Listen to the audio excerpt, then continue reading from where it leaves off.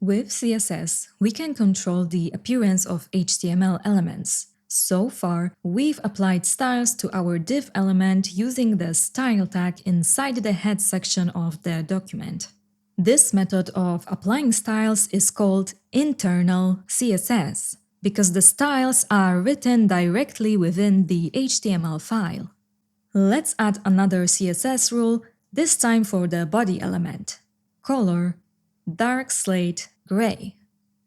Now, all the text on the page turned a grayish color, since all the elements like paragraphs and headers are child elements of the body, they inherit this rule. Hence the name, cascading style sheets. Styles cascade down to child elements. We can override inherited styles by defining a more specific rule. For example, let's change the color of all H1 elements. Color royal blue. This rule takes precedence over the body's text color now. Another way to apply styles is by using the style attribute directly within an HTML element. For example, H1 style equals color sea green. This is called inline CSS.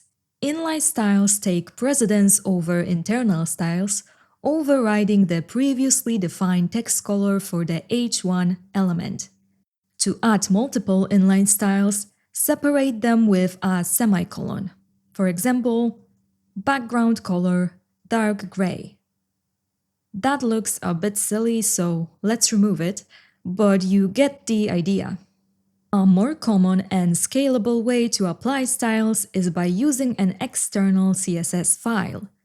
Let's create a new file called index.css and define styles just like we did in the style tag.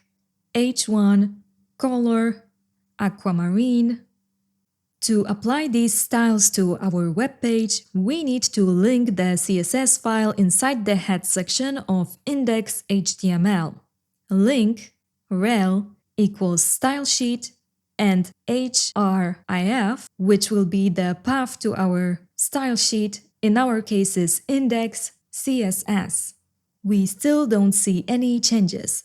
Remember, the closer a style is to an element, the more priority it has. So right now, the inline style is taking precedence. So let's remove it. And now the internal style kicks in. And once we remove that, the external style finally takes effect. External style sheets are the preferred method in modern web development, so let's move all our styles to index.css. You can press Ctrl-Shift-K and then Ctrl-Shift-F to format your file. And now let's remove the style tag from our HTML file to keep it clean. To sum up, there are 3 different ways to apply CSS. Inline CSS, using the style attribute inside an HTML element. Internal CSS, which is writing styles inside a style tag in the head section. External CSS, writing styles in a separate CSS file and linking it to the HTML document. Also remember cascading effect. Styles applied to the parent elements are inherited by the child elements unless overridden. Style precedence, the closer a style is defined to an element, the higher its priority. Inline style takes the highest priority, then internal and external.